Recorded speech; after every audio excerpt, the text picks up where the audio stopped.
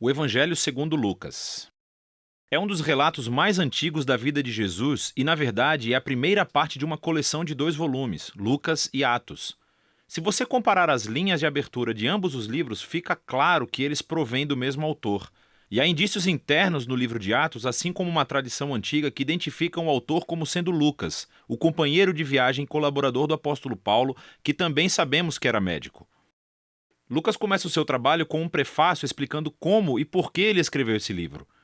Ele reconhece que há outros relatos muito bons da vida de Jesus.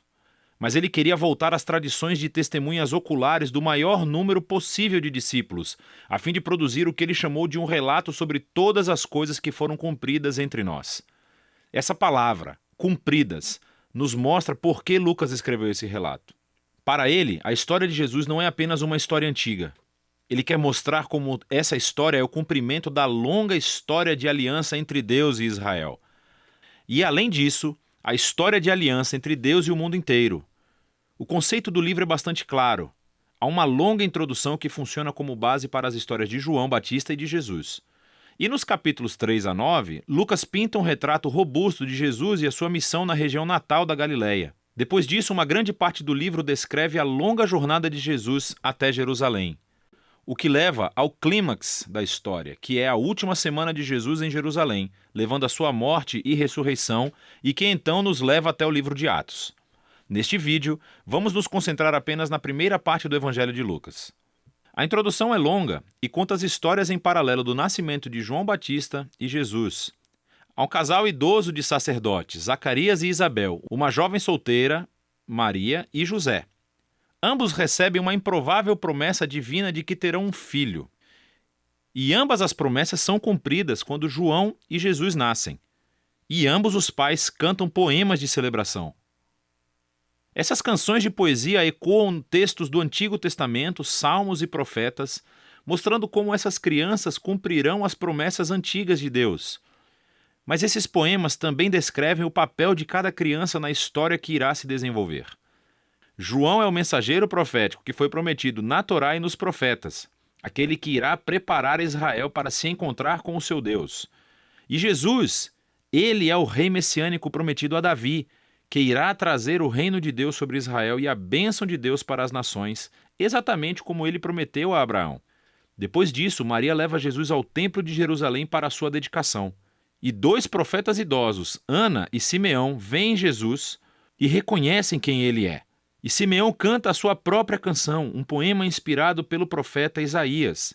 Ele diz que esta criança é a salvação de Deus para Israel e que ele se tornará luz para as nações. Assim, com toda essa antecipação, a história avança para a próxima sessão principal, onde Lucas apresenta Jesus e a sua missão.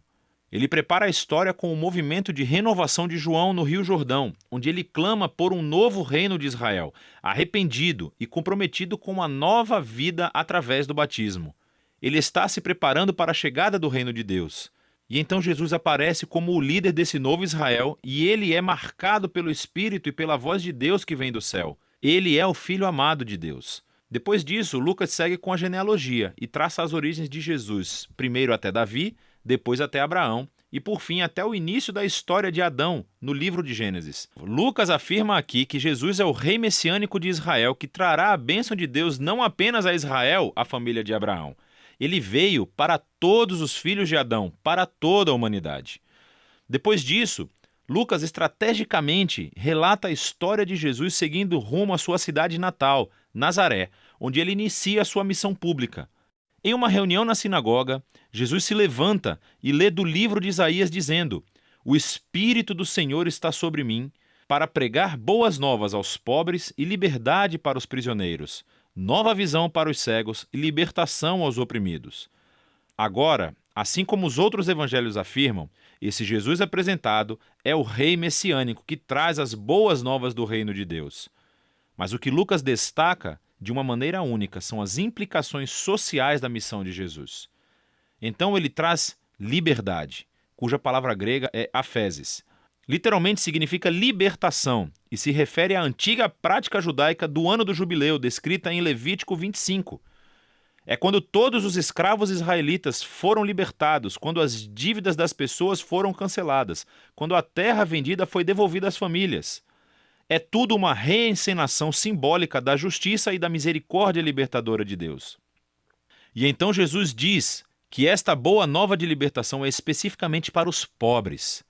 Agora, no Antigo Testamento, os pobres, ou em hebraico, ani, fazem parte de uma categoria muito mais ampla do que apenas as pessoas com pouco dinheiro. Refere-se também às pessoas de classe social baixa na sua própria cultura, como pessoas com deficiência, assim como mulheres, crianças e idosos. Também pode incluir pessoas forasteiras, como pessoas de outros grupos étnicos ou pessoas cujas más decisões de vida colocaram-nas fora de círculos religiosos aceitáveis. E Jesus diz que o reino de Deus é especialmente uma boa nova para essas pessoas. Então, depois disso, Lucas imediatamente coloca diante de nós um bloco grande de histórias, mostrando-nos como é a boa nova de Jesus para os pobres.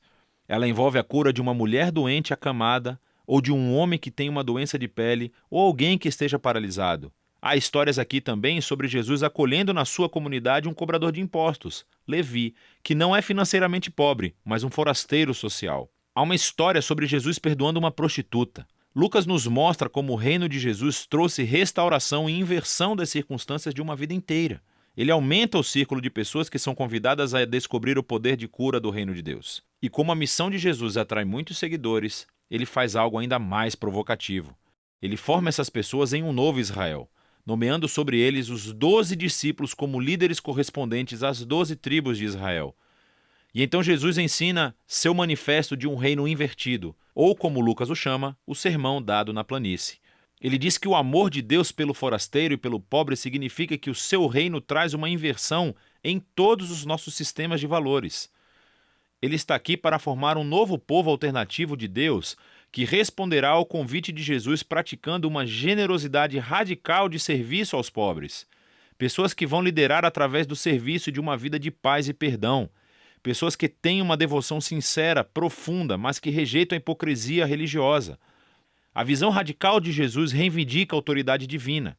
Ela começa a gerar resistência e controvérsia, especialmente entre os líderes religiosos de Israel.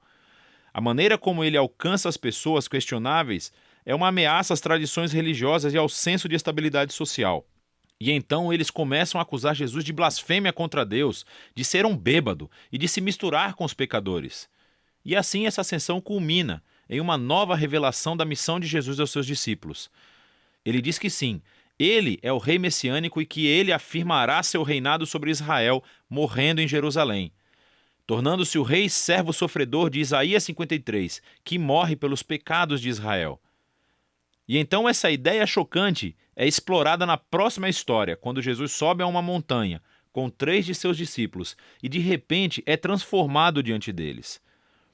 Eles estão envolvidos nesta nuvem da presença de Deus que anuncia: "Este é o meu filho escolhido". E Moisés e Elias também estão lá, os outros 2 profetas que encontraram a presença e a voz de Deus em uma montanha. E Lucas nos diz que eles estão conversando sobre o êxodo de Jesus, que ele estava prestes a cumprir em Jerusalém. Essa palavra grega, êxodo, é uma referência clara à história do êxodo.